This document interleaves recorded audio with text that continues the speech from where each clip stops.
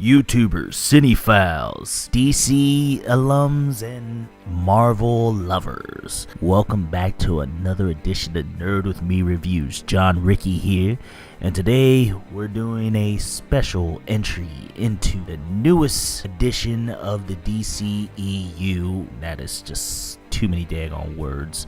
Should just be DCU, keep it simple, Justice League. Now, we all know that DC has been playing catch up to the Marvel films and their repertoire. Their movies have been pretty amazing. Let's just say that DC has been stumbling a lot. Man of Steel, in my personal opinion, was really good, even though it wasn't nowhere near the Christopher Reeve one. Suicide Squad, you can tell it was just a complete rush job, and that's basically what it was. It's just a rush job. I mean, the characters are great. I mean, the actors playing their respective characters were amazing in the roles, just in the wrong movie. Wonder Woman was the best film out of all of them. But honestly, don't even get me started on Batman vs. Superman. That was just a horrendous fart box of a movie that shouldn't have been put on celluloid. I mean, there's so many things wrong with it, so many storylines that were built into it. It didn't focus on Batman vs. Superman angle, and it was really just a whole tapestry of this is to come, this is here. It's basically a preview of future storylines that they haven't even thought out yet, that are just like jumbled in there. Batman vs. Superman thing is secondary to that. So how does this measure up to B versus S? Well, that's not really a big hurdle to overcome, because that movie was a mess, as I said before. And this one really has production has been marred by a whole bunch of things that happened, some unfortunate things, particularly for Zack Snyder, with the whole situation with his family. He had to leave. There's massive reshoots with this film. They brought in Joss Whedon, so there's a beacon of hope right there. And how to come together? So basically, this movie picks up almost immediately after the situation in Batman vs. Superman. Obviously, Superman is dead at this point, and Batman is trying to put together a team. He's searching, as well as there seems to be scout parademons on Earth. Kind of just random a little bit, but you kind of roll with it. It's probably been about a few months, you figure. So Batman's tracking down criminal, and he catches him, putting the fear of God into him, and the criminal asks him, like, "You gonna kill me?" and everything like that, and he's like, "No, fear," or whatever, and all of a sudden a parademon shows up. And it's a little bit jarring, because you're just like, okay, I feel like I need to catch up with this and everything like that. Did I miss something? But I'm rolling with it. It's still fun. They even got the classic Batman theme in there, snuck in there a little bit.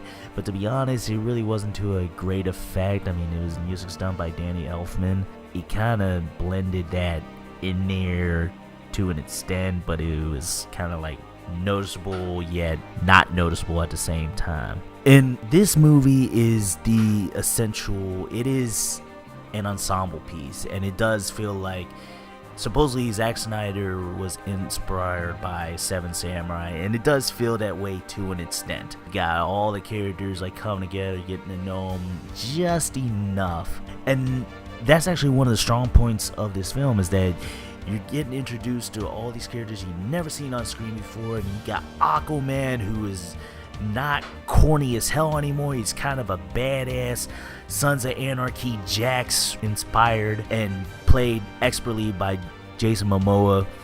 I mean, dude, this is not the Aquaman that you've seen from Super Friends. He's not corny as hell. This guy's really a badass type of like surfer dude. Let's party, alright. And he is perfectly cast with Jason. Flash. Now, I love the Flash television series, and Grant Gustafson as the Flash on the television series is amazing vibe, the whole deal. I mean, that show is awesome in its own right. And I like Ezra Miller as an actor. I've seen him in a few things. Perks of Being a Wallflower. He was the standout of that movie. And of course, everyone knows about, like, we need to talk about Kevin, where he does this dark portrayal. And he is a hell of an actor. Keep an eye out for him. He's amazing.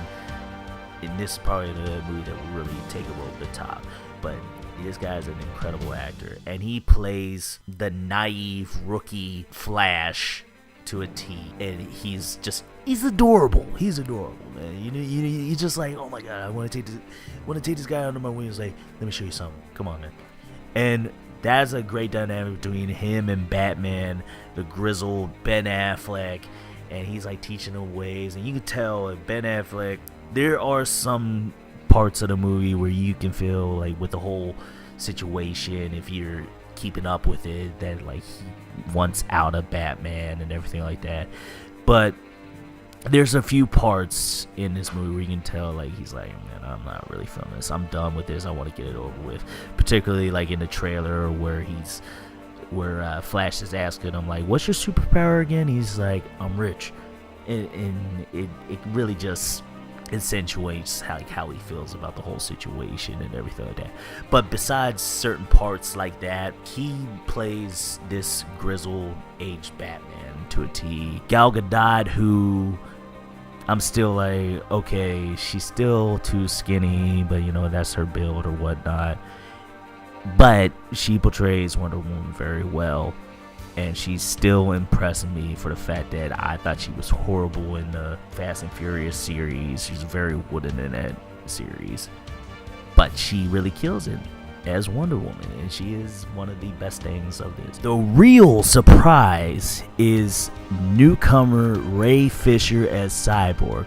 Now, two things you have to know, or rather, about me and my knowledge of Cyborg. I know he was part of Teen Titans. I know he's like, Cybernetics or whatever. But you know what? He's one of those like D, even F-list type of superheroes. I'm like, why the hell is he here? He's like, that probably should have been Green Lantern.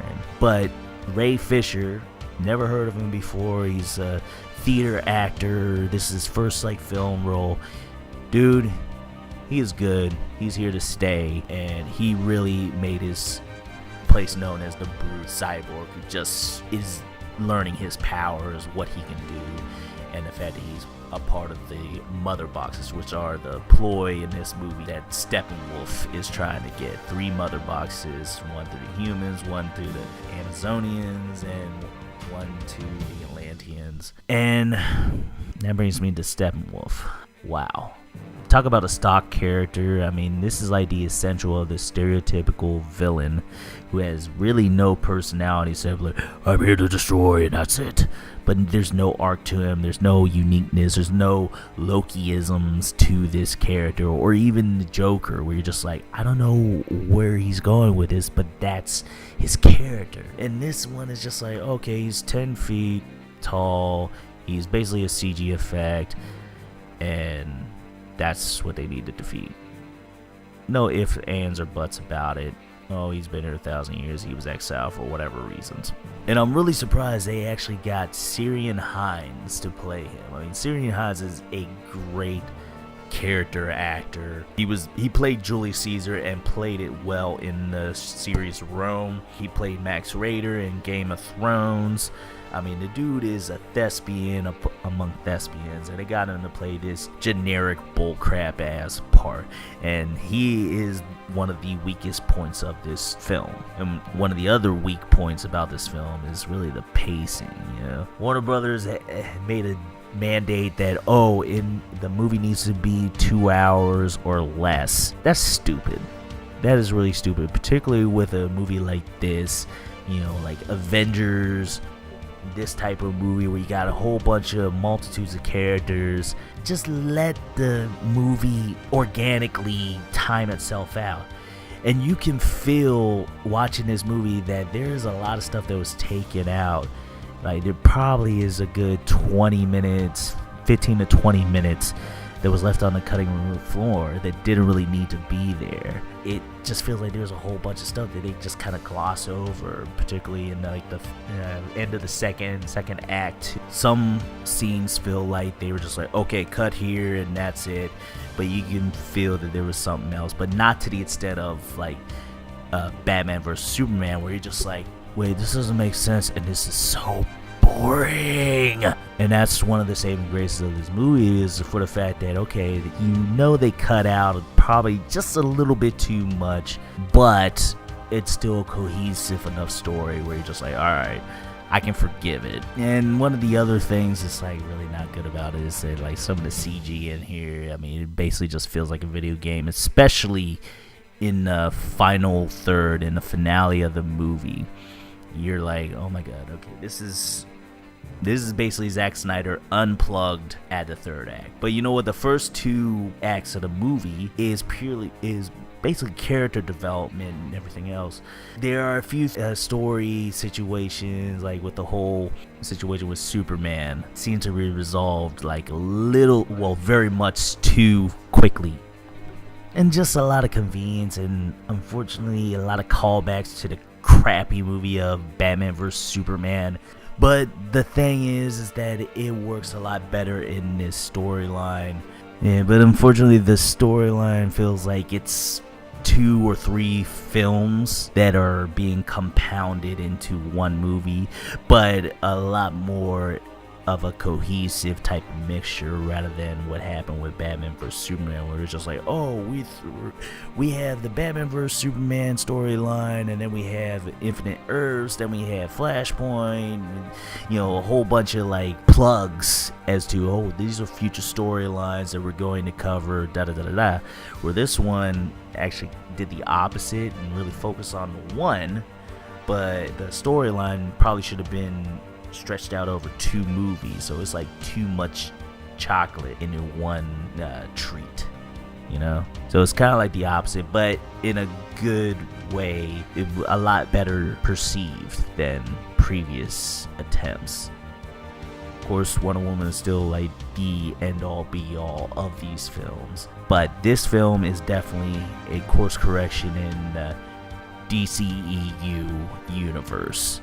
So I give it props, but at the same time, it's still very, very messy of a film. And for that, I give this film Justice League.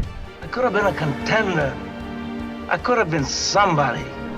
Yeah, man, again, like I said, it was a more cohesive story. It's definitely funner. They definitely get a lot more character development in this film than the other films. Yeah, it's a really good step in the right direction, but still a little bit compact and still not evenly paced and cut a little bit too MTV music video type. But anyway, YouTubers and Cinephiles, let me know what you think. Comment, like, subscribe to Nerd With Me. Tell you, you will not regret it, my friend. And hey, I hope to catch you later.